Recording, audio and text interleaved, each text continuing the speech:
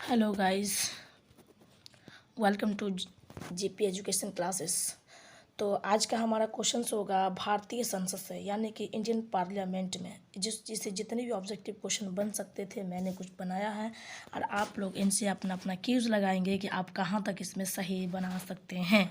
ठीक है, तो आइए let's come question number 1। Question number 1 कहता है, भारत की संघीय व्यवस्थिका को किस नाम से जाना जाता है। आपको पता है कि हमारा भारत क्या है, एक संघीय व्यवस्था है। भारत की जो शक्ति होती है, जो निहित शक्ति होती है, वो संसद में होती है। ठीक है, तो क्वेश्चन नंबर 1 कह रहा है, भारत की संघीय व्यवस्थिका को किस नाम से जाना जाता है। तो किस नाम से जाना जाता है बताइए आप लोग। लोकसभा, राज्यसभा, प्रतिनिधि सभा या संसद। तो भारत की संविधान के व्यवस्थिका को संसद के नाम से जाना जाता है। ठीक है, चलिए नेक्स्ट क्वेश्चन हमारा है, लोकसभा सदस्य चुने जाने के लिए। ठीक है, क्या हो रहा है, लोकसभा का सदस्य चुने जाने के लिए एक व्यक्ति को किस आयु का नहीं होना चाहिए। तो लोकसभा सदस्य चुने जाने के लिए एक व्यक्ति को किस आयु के कम का नहीं होना चाहिए। आपको पता है कि लोकसभा के लिए हमेशा जो उम्र मानी जाती है, यदि आप लोकसभा सदस्य बनना चाहते हैं तो आपको 18 वर्ष, और यदि आप राज्यसभा सदस्य बनना चाहते हैं तो आपको 25 वर्ष कम से कम आयु पूरी होनी चाहिए, और राष्ट्रपति बनना चाहते हैं तो आपको 35 वर्ष। ठीक है, याद रखेंगे, यह हर एग्जाम में इनसे एक ना एक क्वेश्चन पार्लियामेंट से आ ही जाता है। और आई होप, मुझे उम्मीद है कि आप लोग इसे ज़रूर यूज करेंगे और अपना अपना मार्किंग करेंगे। ठीक है, देखिए इसका आंसर भी आपको दिखा देते क्या होगा, 25 वर्ष। ठीक है, राइट आंसर। चलिए नेक्स्ट क्वेश्चन नंबर 3 कह रहा है यहाँ पे, लोकसभा में सदस्यों की अधिकतम संख्या निर्धारित की गई है। तो लोकसभा में मान लेते हैं, देखिए अभी लोकसभा राज्यसभा होता क्या, मान लेते ये घर है, ये क्या है, एक संसद है आपका, ये क्या आपका संसद है। ठीक है, इसमें 2 हाउस होते हैं, एक आपका होता है लोकसभा, दूसरा आपका होता है राज्यसभा। ठीक है, तो चलिए, तो यहाँ पे कह रहा है कि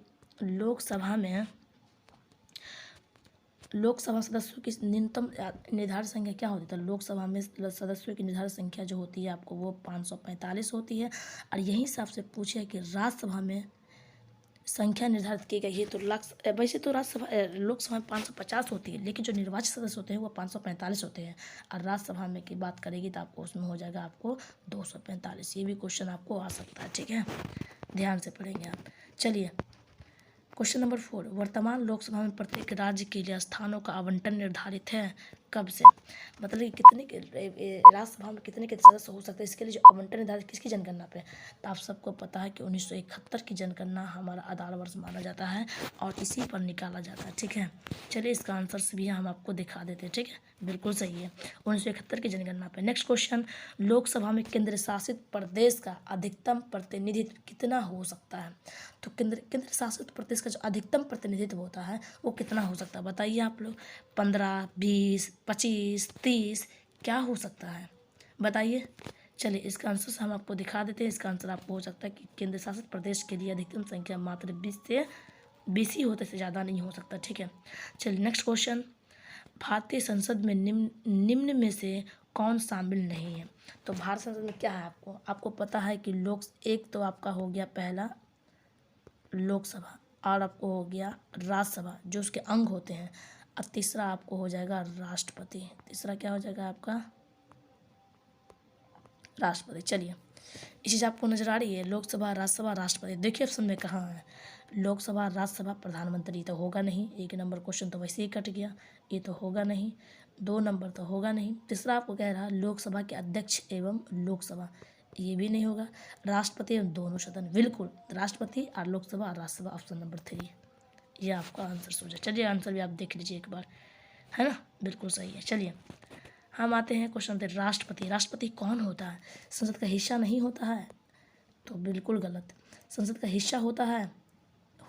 चलिए और क्वेश्चन हम पढ़ लेते हैं, संसद का हिस्सा होता है और संसद में बैठता है, ये भी गलत। संसद में वोट दे सकता है, ये भी गलत, ये भी गलत। तो आपको क्या होगा, ऑप्शन नंबर ये। ठीक है, इस संसद का हिस्सा होता है, इसे बैठ नहीं सकता। ठीक है, चलिए क्वेश्चन नंबर 8 में आते हैं। एक वर्ष में कम से कम कितनी बार संसद की बैठक होनी चाहिए। 1 बार, 2 बार, 3 बार, 4 बार। तब सबको पता है कि मिनिमम 6 महीने का अंतराल है, लेकिन महीना में कम से कम संसद की बैठक 2 बार जरूर होनी चाहिए। ठीक है, कितनी बार होनी चाहिए आपको? 2 बार। चलिए, तो 2 बार हम लगाएंगे। ठीक, हमने आंसर आपको दिखा दिया कि मैंने गलत तो नहीं किया। संसद के 2 सत्रों के बीच में अधिकतम अंतराल होना चाहिए कितने महीने का? आई थिंक मैंने आपको कहा कि 2 बार होना चाहिए, इसका मतलब 6 महीना होगा। चलिए नेक्स्ट क्वेश्चन। बिना अनुमति के कितने दिन तक संसद के अनुपस्थित रहने पर किस संसद को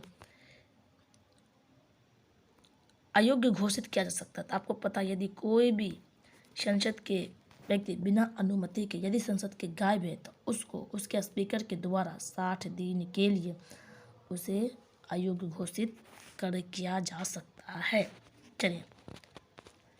चलिए क्वेश्चन नंबर 11 देखेंगे हम। क्वेश्चन नंबर 11 ही आप कहते हैं, संविधान के अनुच्छेद के अंतर्गत न्यायालय द्वारा संसद की कार्यवाही की जांच करना प्रतिनिधित्व किया जाता है। बताइए क्या होगा इसका आंसर? अंतर्गत न्यायालय द्वारा संसद कार्यवाही की जांच कर सकते हैं। चलिए इसका आंसर आपको दिखाते हैं। अनुच्छेद 122, अनुच्छेद 122 के तहत जांच की जाती है। चलिए नेक्स्ट क्वेश्चन। लोकसभा का कोरम कुल सदस्य कितना होता है? कोरम का मतलब होता है कि गणपूर्ति कितना, मतलब इसमें न रहने पर लोकसभा के अध्यक्ष के द्वारा उस सदन को भंग किया जा सकता है अगर आपको 1/10 कोरम पूरा नहीं होगा तो।